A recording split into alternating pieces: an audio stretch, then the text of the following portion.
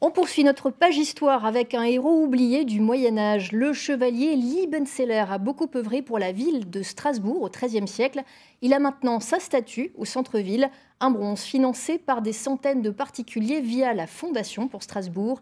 L'inauguration s'est déroulée hier, comme nous le racontent Marie Pouchin et Philippe Dezante. Il aura fallu 8 siècles pour que Strasbourg retrouve son héros. Un molosse en bronze de 400 kilos, totalement méconnu de ses habitants. Est-ce que vous savez qui est ce personnage? Non, ça, je ne sais pas. Est-ce que vous connaissez son histoire? Non, pas du tout. Reinbold Liebenzeller, le chevalier servant oublié, trône désormais dans le centre historique.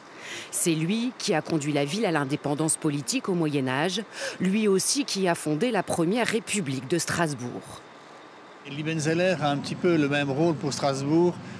Je sais que je vais dire une énormité, mais que De Gaulle pour la France. Il a libéré la ville par le simple fait de sa volonté et en entraînant derrière lui des citoyens. Ça vous rappelle quelque chose, cette volonté farouche et le fait d'entraîner des gens derrière lui. L'histoire remonte au milieu du XIIIe siècle. Strasbourg, sous l'emprise d'un évêque qui vole tous les pouvoirs, se soulève, emmené par un certain Liebenzeller. Il fait de la bataille d'Auersbergen un combat pour la liberté. C'est ce chevalier éclairé qu'a imaginé le sculpteur sans aucun modèle iconographique. Il est robuste, mais il n'est pas rustre. On voit en lui quand même un intellectuel. Il a des mains solides, mais il a également des mains de pianiste.